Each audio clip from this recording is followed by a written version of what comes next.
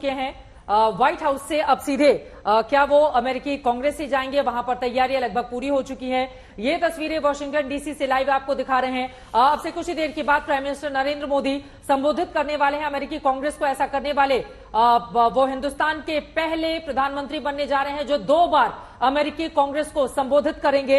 ये तस्वीरें उनके काफिले की दिखा रहे हैं। इसके पहले आपको बताते चले जून 2016 में जब उनकी ओर से संयुक्त सत्र को संबोधित किया गया था तो उस समय उन्होंने दोनों ही देशों के मधुर संबंधों के महत्व पर जोर देते हुए घनिष्ठ सुरक्षा संबंधों का आह्वान किया था और यकीनन उस समय की उनकी स्पीच की भी काफी ज्यादा तारीफ की गई थी। 2016 में भी उन्होंने कहा था कि आतंकवाद के खिलाफ लड़ाई कई स्तरों पर लड़ी होंगी और अकेले सैन्य, खुफिया या कूटनीतिक के पारंपरिक उपकरण इस लड़ाई को जीतने में सक्षम नहीं होंगे।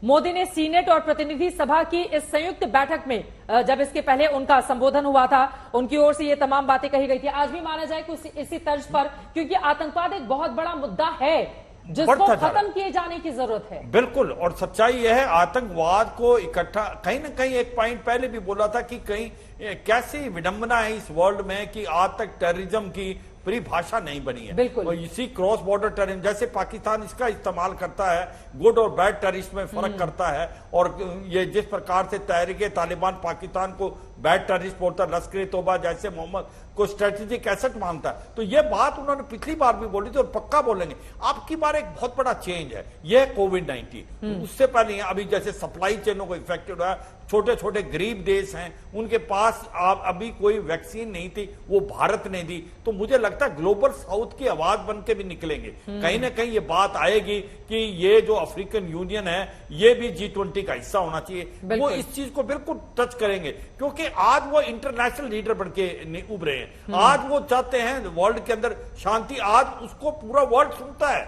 आज जो प्राइम मिनिस्टर मोदी है, क्या कारण है, क्या कारण आप कह रहे हैं नरेंद्र मोदी को पूरा वर्ल्ड सुनता है? 3 बड़ी खूबियां उनकी ऐसे, क्या पीपल टू पीपल जो कनेक्ट है उनका वो उनको, और आज भी हमने देखा जब पत्रकार ने सवाल पूछा तो जो बाइडेन ने जल्दी से अपनी बात को समाप्त कर दिया, नरेंद्र मोदी लंबा चौड़ा वहां पर पूरा विस्तार से उनके सवालों का जवाब देते हुए नजर आए। आपकी नजर में क्या है? बिल्कुल चित्रा, एक चीज देखनी पड़ेगी, ये लड़ाई हो रही है रूस और यूक्रेन, पूरा वर्ल्ड बटा हुआ है। भारत एक ऐसा देश है जो स्ट्रेटेजिक ऑटोनॉमी और मुजाहिरा, भी अगर कुछ जोड़ना चाहे तो प्लीज आप लोग फ्री हैं अपनी बात करने, मुजाहिरा किया है एक प्रकार पीस का। उसने एक ही प्राइम मिनिस्टर और एक ही प्राइम मिनिस्टर या लीडर हैं जो पुतिन की आंखों में आंखें डाल के ये बताया, this is not an era of war, ये लड़ाई का समय नहीं है, डायलॉग और डिप्लोमेसी से शांति को लाए। कोई भी ऐसा लीडर नहीं निकला। दूसरी बात है उसने यूक्रेन की भी मदद की है, ह्यूमैनिटेरियन एड दी है, और कहीं ना कहीं रूस को भी उन्होंने काफी मैसेज पास किए ये लड़ाई बंद हो। और दूसरा ये टॉलेस्ट लीडर बन के आए हैं, लड़ाई बंद हो, लेकिन इससे के साथ ही साथ रूस से अपने संबंधों को खत्म नहीं किया है। तेल के क्षेत्र में या दूसरे तमाम क्षेत्रों में जो पश्चिमी देशों का दबाव इंडिया पर बन रहा था, हिंदुस्तान ने उसको दरकिनार किया, अपने आप को दूर रखा। देखो चित्रा, इसको बड़ा अच्छी तरीके से समझना पड़ेगा। जिस प्रकार से अमेरिका और नेटो कंट्री प्रेशराइज कर रहे थे इंडिया को कि आप रूस को एक प्रकार क्रिटिसाइज करें यूक्रेन के लिए, तो भारत ने बड़े ढंग से समझाया कि हमारे अपने नेशनल इंटरेस्ट है, हम 50 से 60% हथियार लेते हैं, कल को हमारी लड़ाई चीन से हो सकती है तो हमें भी हथियार चाहिए होंगे, हमें किसी हद तक जा सकते हैं। दूसरी बात एक बहुत इंपॉर्टेंट है नेशनल इंटरेस्ट की, जहां हम 2% ऑयल लेते थे रूस से और इसके बाद हमने 32% लिया है, वो डिस्काउंटेड रेट पे। मगर इसके ऊपर मैं अपने व्यूअर्स को बताना चाहूंगा, ये इसलिए लिया मैंने, इस पर काटसा नहीं था। Countering America through sanction act, जब पिछली बार ईरान पे उन्होंने काटसा लगा दिया था तो हमने अपना जो इंपोर्ट था वो 0% करना। ये क्यों नहीं लगाया इस बार अमेरिका ने? क्योंकि 40% ऑयल और 33% गैस रूस की अभी भी यूरोप को जारी थी, तो इसलिए उसने काटसा नहीं लगा। इसका फायदा भारत ने भी उठाया और चीन ने भी उठाया। चीन भी ले रहा है डिस्काउंटेड रेट पे। मगर सच्चाई ये है जो आप बात कर रही थी, वो क्या 3 चीजें हैं जिससे वो एक बहुत टॉलेस्ट लीडर बन के आए हैं। एक तो उनकी अपनी पर्सनल केमिस्ट्री, 1.4 बिलियन में किस प्रकार से भारत कोविड से निकला, एक ऐसी इकोनॉमी जो फास्टेस्ट ग्रोइंग कोविड से पहले भी थी, फास्टेस्ट ग्रोइंग कोविड के बाद, एक ऐसा देश जिसने 120 देशों को मुफ्त दवाई दी, ये भी बड़ी इंपॉर्टेंट चीज है। एक बहुत बड़ी डेमोक्रेसी बन के आया है, पीस की बात करता, ना कि लड़ाई की, टेररिज्म के अगेंस्ट बात करता है, क्लाइमेट चेंज के बारे में बात बड़ी करता है। खबर दे दूं, PM Narendra Modi Capitol Hill पहुंच चुके हैं, जहां पर वो अमेरिकी संसद को संबोधित करने वाले हैं। थोड़ी देर में प्रधानमंत्री नरेंद्र मोदी का वहां पर संबोधन होगा। बड़ी खबर ये मिल रही है, संयुक्त सत्र को संबोधित करने के लिए नरेंद्र मोदी कैपिटल हिल पहुंच चुके हैं। इसके पहले एक बार उनकी ओर से दोनों ही सदनों के संयुक्त सत्र को संबोधित किया गया था, लेकिन तब और अब में काफी ज्यादा फर्क भी आ चुका है। नरेंद्र मोदी 9 सालों तक हिंदुस्तान का प्रतिनिधित्व कर चुके हैं और एक मजबूत देश के प्राइम मिनिस्टर के तौर पर, चूंकि दुनिया में 5वीं सबसे बड़ी अर्थव्यवस्था बनकर हिंदुस्तान उभरा है, एक ऐसे वक्त में जब 2 साल कोविड के लगातार वो झेलता रहा, इतनी बड़ी आबादी 1 अरब 40 करोड़ की आबादी वाले मुल्क को लेकर आगे किस तरह से बढ़ना है और कैसे उनको उबारना है कोविड के संकट से, और उसके बाद अर्थव्यवस्था के मोर्चे पर अपने आप को आगे कैसे रखना है। यकीनन यही कारण है कि दुनिया भर के तमाम मुल्कों की ओर से इस तरह का रिस्पेक्ट हिंदुस्तान को लगातार मिल रहा है। बड़ी खबर यह है, अमेरिकी संसद के संयुक्त सत्र को संबोधित करने के लिए नरेंद्र मोदी कैपिटल हिल इस वक्त पहुंच चुके हैं। और जैसा कि मैं जानकारी दे रही थी, पिछली बार जो बड़ी बातें उनकी ओर से कही गई थी, उन्होंने ये भी कहा था कि अतीत की बाधाएं हमारे पीछे हैं और भविष्य की नींव मजबूती से हमें कायम करनी होगी। भारत में हमारे लिए धरती माता के सद्भाव से रहना प्राचीन मान्यता का हिस्सा है। विश्व स्तर पर आतंकवाद सबसे बड़ा खतरा बना हुआ है, अलग अलग नामों से, लेकिन नफरत, हत्या और हिंसा के समान स्थिति उसकी एज इट इज है। आतंकवाद के मुद्दे पर तब भी उन्होंने एड्रेस किया था और आतंकवाद के मुद्दे पर आज अभी सवालों का जवाब दिया है और उम्मीद यही कि कम से कम अमेरिकी संसद के भीतर भी वो स्थिति दिखाई देगी। जी सर, एक बार चित्रा, मैं ये बताना चाह रहा हूँ, जो आज अभी स्टेटमेंट आएगा, हाँ, अगर मैं इसकी एनालिसिस करता हूं, जो मेरे अपने सोर्सेज हैं उनसे जो बात की गई थी, ये 4 भागों में आज उसको डिवाइड किया जाएगा। ठीक है। पहला है नेशनल सिक्योरिटी गाइडेंस, जो ऑब्जेक्टिव 4.2 का डॉक्यूमेंट है, जो कि नेशनल सिक्योरिटी पे बात करता है, साउथ एशिया और इंडियन ओशियन पे। फिर सेकंड आता है इंडो पैसिफिक स्ट्रैटेजी, जो भारत को एक इंपॉर्टेंट हब, मतलब एक प्रोमिनेंट रोल देना है इंडो पैसिफिक रीजन में, जो कि वो वहां पर एक वाइटल रोल प्ले कर सके इन सपोर्ट और in contribution to the US. बिल्कुल। तीसरा आता है नेशनल सिक्योरिटी स्ट्रैटेजी, जो कि अक्टूबर 2022 में रिलीज किया यूएस सिक्योरिटी काउंसिल ने, जो कि काउंटर टेररिज्म और इन पे बात करता है। जहां तक हम बात करते हैं 2022 में नेशनल डिफेंस स्ट्रैटेजी की, जो क्वाड है जिसकी हम बात कर रहे हैं, इंडिया और वो चाइना एग्रेशन को डील करने के लिए, जो चाइना अपना एग्रेशन हो रहा है जिस तरीके से, और ये डोमिनेट करता जा रहा है, सुपर पावर की तरफ मूव कर रहा है, उसको न्यूट्रलाइज करने के लिए ये बेसिकली ये 4 भागों में आज ये पूरा एक तरह से एक जो ये मैपिंग करी गई है, जो एक विजिट बुलाई गई है, एक इंडिया को बुलाया गया है, क्योंकि इंडिया को इस लेवल पे देखा जा रहा है कि ये चारों पैरामीटर्स को वो न्यूट्रलाइज कर सकता है यूएस के साथ। बिल्कुल। तो जहां तक हम ये बात कर रहे हैं, तो मेरे ख्याल से ये जो अभी मेरे ख्याल से प्राइम मिनिस्टर स्पीच देंगे, ये 4 पैरामीटर्स को पूरी तरीके से कवर करेगा, बिकॉज ये दोनों देशों के हित में आ रहा है। बिल्कुल। विनय उपाध्याय जी, आपके पास आते हुए, हिंदुस्तान 3 तरफ से हिंद महासागर से घिरा हुआ है और चाइना के भी इस क्षेत्र में अपने इंटरेस्ट हैं, अमेरिका के भी इस क्षेत्र में अपने इंटरेस्ट है और दुनिया भर के तमाम दूसरे मुल्कों को भी। ऐसे में अमेरिकी कांग्रेस के संबोधन के दौरान भारत अपने हितों की रक्षा कैसे करे, हमारी संप्रभुता में कोई भी दूसरा देश खलल डालने की कोशिश नहीं करे, क्या एक सीधा संदेश अमेरिकी कांग्रेस से इसका भी देखने सुनने को मिल सकता है? यहाँ पे तो एक ओवरलैप ऑफ इंटरेस्ट है ना, अमेरिका और यूएस के जो इंटरेस्ट हैं इंडो पैसिफिक में और इंडियन ओशन में, तो मुझे लगता है कि मैसेज तो बहुत क्लियर होने वाला है। एक कन्वर्जेंस ऑफ इंटरेस्ट है, वाइडर कन्वर्जेंस ऑफ इंटरेस्ट है इन द रीजन।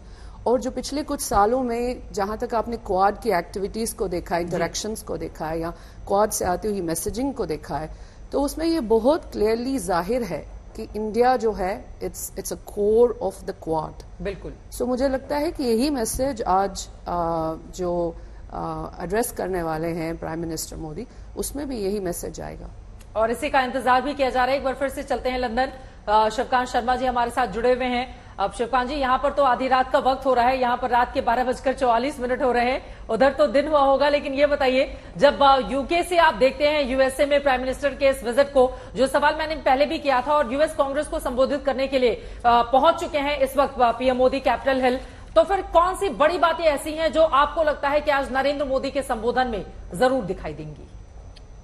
मुझे लगता है संयुक्त राष्ट्र का जो वर्तमान आर्किटेक्चर है, इसके ऊपर जरूर बात होगी।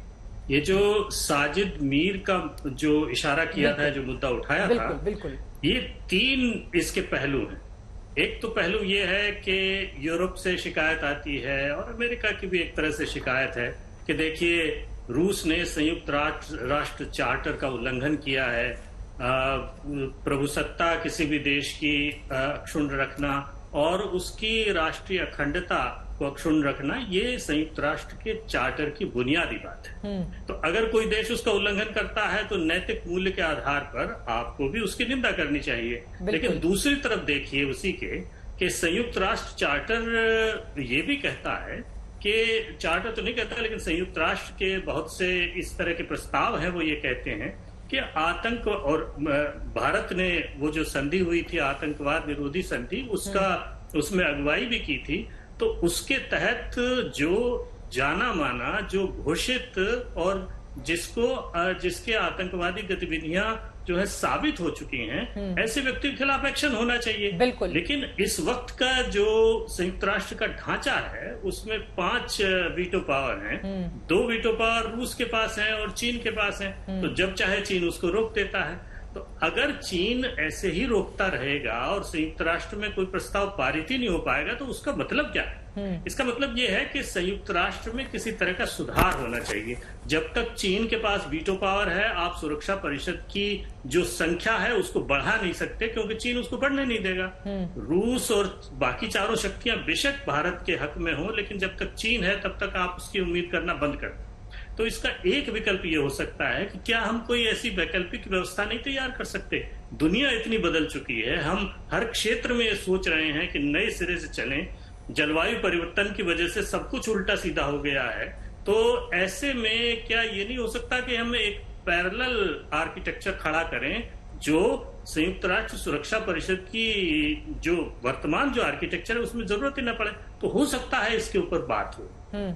और दूसरा, मुझे लगता है काफी जोर जलवायु परिवर्तन वाले मामले पर होगा, क्योंकि इससे बहुत सारी चीजें जुड़ी हुई हैं। एक तो भारत, वो पिछले अपने जो पत्रकारों से बात करते हुए उनसे जो सवाल पूछा गया तो उसमें भी उन्होंने बड़े विस्तार से इसका जवाब दिया कि भारत ने क्या क्या पहल की है और कौन कौन सी शर्तें उसने जलवायु परिवर्तन में मानी थी, उनको पहले पूरा कर चुका, उससे आगे निकल चुका है। तो एक तरह से एक मिसाल भारत ने कायम की है। तो वो चाहेंगे कि बाकी दुनिया को भी संदेश जाए कि अब ये बैठने का वक्त नहीं है, अब कुछ न कुछ करने का वक्त है। और दूसरा इससे जुड़ा हुआ मामला ये है कि जब तक जलवायु परिवर्तन की रफ्तार को आप नहीं रोकेंगे, तब तक उन्होंने इस बात का इशारा किया कि जिस तरह से इंफ्रास्ट्रक्चर का उससे विनाश होता है, आप 50 साल लगते हैं शहर को बनाने में, किसी चीज को बनाने में, 1 मिनट में वो उड़ जाती है, उसको बनाने में फिर 20 साल लगते हैं। तो इस सब को रोके बिना आप आगे नहीं बढ़ सकते। तो ये एक बहुत बड़ा मुद्दा होगा। और बाकी पैनलिस्ट ने जैसा कहा कि एशिया प्रशांत जो है वो सबसे बड़ा अखाड़ा है इस वक्त, और सब जानते हैं, और चीन तो जो है 60 से लगा हुआ है इसमें कि एशिया में कम से कम उसकी दादागिरी बने। जब तक उसकी एशिया में दादागिरी नहीं बनती, विश्व में दादागिरी नहीं बन सकती।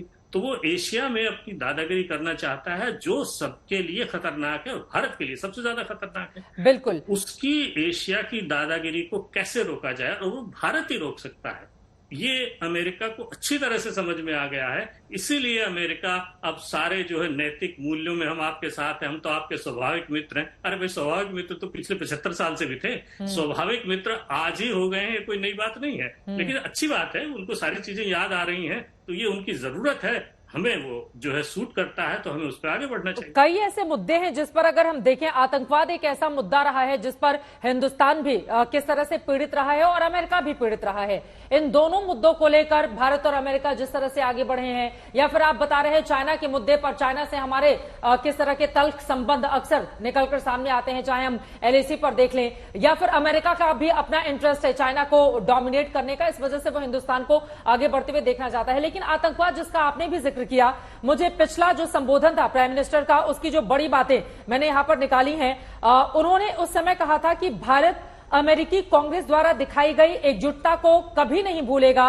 जब हमारी सीमा पार से आए आतंकवादियों ने 2008 में मुंबई पर हमला किया था, आज हमारे संबंधों ने तमाम हिचकिचाहटों को पार कर लिया है और इसमें कोई आश्चर्य नहीं है। उन्होंने हालांकि उस समय राष्ट्रपति ओबामा को संबोधित करते हुए कहा था कि हमारे संबंध 21वीं सदी की निर्णायक साझेदारी को लेकर आगे बढ़ाएंगे। जनरल सिबाज, आतंकवाद एक बड़ा मुद्दा उस समय भी और आज अब भी, इसमें कोई शक नहीं। देखो, जो टेररिज्म है वो वर्ल्ड का अंदर सबसे बड़ी एक थ्रेट बन के निकला है और ये थ्रेट जो है भारत के लिए और अमेरिका के लिए, दोनों के लिए। भारत में मुंबई हुआ और वहां पर भी आपको पता 2001 में क्या हुआ था जो यूएस में, तो दोनों ही टेररिज्म के विक्टिम हैं और ये लड़ना चाहते हैं। मगर विडंबना ये है पूरे वर्ल्ड में कि कुछ एक देश ऐसे हैं जो कि इसको स्ट्रेटेजिक टूल के हिसाब से इस्तेमाल कर रहे हैं। उसमें पाकिस्तान आता है। जो 100 इंटरनेशनल टेररिस्ट अगर आप देखें उनमें से 80 जो है वो पाकिस्तान के हैं या पाकिस्तान में उनकी रूट्स मिलती है। तो जब तक कोई as a state you will not take action against terrorism, तो फिर ये टेररिज्म से लड़ना बड़ा मुश्किल है। ये बार बार पिछली बार भी प्रधानमंत्री मोदी ने बोला था कि जब तक हम इकट्ठे होकर टेररिज्म से नहीं लड़ेंगे ये लड़ाई हम नहीं जीत सकते। और यही मुझे लगता है दोबारा दोहराया जाएगा। टेररिज्म को अकेला नहीं, terrorism knows no boundary. Terrorism एक ऐसी चीज है, एक बहुत बड़ा डिजीज है जो पूरे वर्ल्ड में फैल रहा है। इसका कोई बाउंड्री नहीं है और ना इसका कोई रिलीजन है। तो ये मुझे लगता है बहुत इंपॉर्टेंट चीज है, ये बार बार बताई जाएगी। दूसरा, जहां आपने बात की थी कि बेसिकली इंडो पैसिफिक की और कहीं ना कहीं थ्रेट जो है चीन से, बड़े शटल ढंग से वो बोलेंगे कि भाई जो विस्तारवादी गतिविधियां हैं वो किसी को एक्सेप्टेड नहीं है। डेमोक्रेसी चाहिए हमें, आपको फ्री ओपन और इंक्लूसिव इंडो पैसिफिक चाहिए, ना कि असर्टिव एग्रेसिव चीन चाहिए। ये कहीं ना कहीं क्वाड के जो 3 प्रिंसिपल है, freedom of navigation, rule based international order, maintaining territorial integrity and sovereignty of all nation including minor island nation, मुझे लगता है वो भी कहीं ना कहीं वो बताएंगे। और तीसरा जो है क्लाइमेट चेंज पे, मुझे लगता है वो बहुत है। देखो, भारत ने जो चीजें 2030 में करनी थी वो मुझे लगता है 2027 तक हम पूरा कर लेंगे। जिस प्रकार से भारत चला हुआ है इसको लेके बहुत ही ज्यादा एक प्रकार से सीरियस है जो कि क्लाइमेट के लिए, क्योंकि आने वाले समय में हम अपनी नेक्स्ट जनरेशन को क्या देने वाले हैं। बिल्कुल, जो चीजें होनी थी 2050 के अंदर, जो ग्लेशियर पिघलने थे कोई 30% या 40%, वो सुनने में आया अब 70% पिघल जाएंगे। क्या हम अपनी नेक्स्ट जनरेशन को ये हालात देने वाले हैं? तो मुझे लगता है क्लाइमेट चेंज के ऊपर बहुत बड़ा इंपॉर्टेंट बात करेंगे प्राइम मिनिस्टर मोदी, और भारत ने इसका एक प्रकार पहल की है। तो यह भी एक इंपॉर्टेंट चीज है जो कि प्रधानमंत्री बोलेंगे। बिल्कुल।